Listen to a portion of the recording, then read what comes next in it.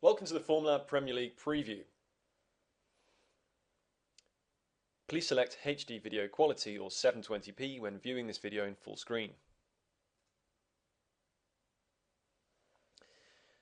Man United could take temporary charge of the league if they beat Arsenal, as they play before Chelsea travel to Swansea. There are two interesting fixtures on Sunday as the bottom two, QPR and Reading, search for the first win of the season, and Newcastle travel at a long price to Anfield. Man U v Arsenal. Although Arsenal should have a very different lineup to the team that scored 7 at Reading in midweek, this fixture should produce goals. 7 of the last 10 meetings between these two have had over 2.5 goals, and all of United's last 8 games have had over 2.5 goals, with 6 over 3.5 goals. 11 of their 15 last games against top 6 finishers have had at least 3 goals, as have 15 of Arsenal's last 23 away games. United have conceded in 11 of their home games since the start of last season, and 9 of those have had at least 4 goals. We look to take over 2.5 goals, 3.5 goals at around 2.7. Fulham versus Everton. This is another fixture that should give us goals, as 5 of the last 6 meetings between these two have had at least 3 goals, and so far this season, both teams have reflected the general league trend for high-scoring matches.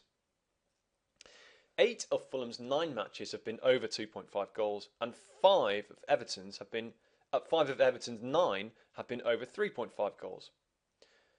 Fulham at home to top half sides has returned over 2.5 goals in 15 out of 21 games, and we expect another this weekend with Everton in free scoring form and Fulham playing a more adventurous brand of football under Martin Jol. We'll be backing over 2.5 goals at around 1.85. Norwich v Stoke. We're expecting Norwich to open the scoring in this game because they've scored first in 6 out of 7 home games against teams placed similarly to Stoke. Furthermore, Stoke have conceded first in 16 of 24 away matches and in 13 of 18 away to bottom half finishers. Stoke haven't won in 14 away games, and Norwich need the home points to survive, so we'd expect them to press from the start. We'd look to back Norwich to score first around 2.0. Spurs v Wigan. Although Spurs don't have the strongest of records against bottom 6 finishers, they've only won 12 of 18, but 11 of those wins were by at least 2 goals. They'll expect 3 points this weekend, as Wigan have lost 14 of 18 to top 6 finishers, with 10 of those 14 being by at least 2 goal margin, and 8 by at least 3. It shows how easily they get turned over when travelling to strong teams. So it's Spurs with the minus 1.5 Asian handicap at 2.45 in this match for us. Sunderland versus Aston Villa.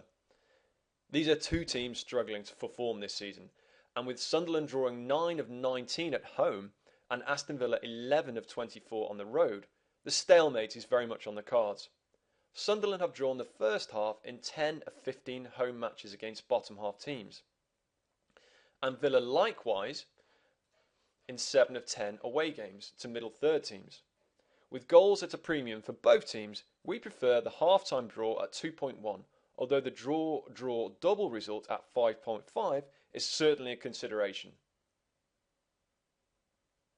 Swansea v Chelsea.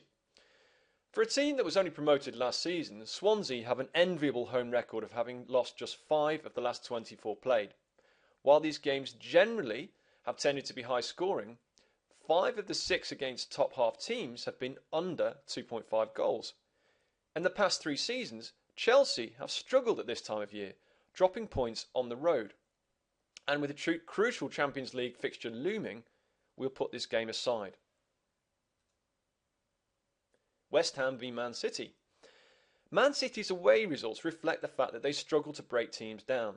They've drawn the first half in 15 out of 20 away games, and that includes 7 of 8 at middle third teams.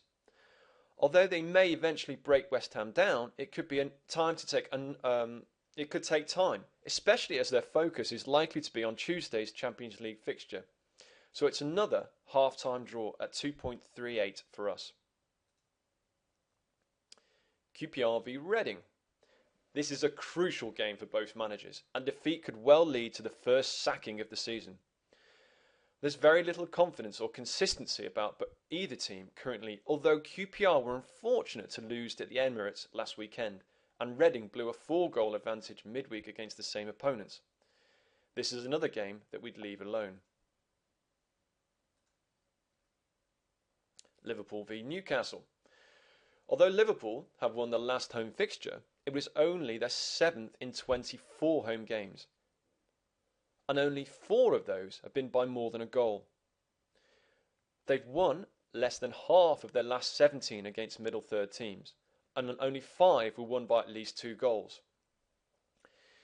If we looked at Liverpool as they are currently positioned, middle third, we'd then give Newcastle a great chance, as they've won 5 of 11 and lost only 3 against such teams. But Liverpool are probably better than that, which is why we take Newcastle with a goal advantage at evens with the Asian handicap. West Brom v Southampton. The only team West Brom have failed to beat at home this season is Man City, and their record when hosting promoted teams or bottom 6 sides is strong, with wins in 4 of 6 and 5 of 8 respectively. Southampton have conceded 16 in 4 away games and lost 7 of the 9 league games they've played so far. With the Saints conceding so many, over goals is tempting, but we prefer to take the longer price home win at 1.75. Here again are the recommendations for this weekend.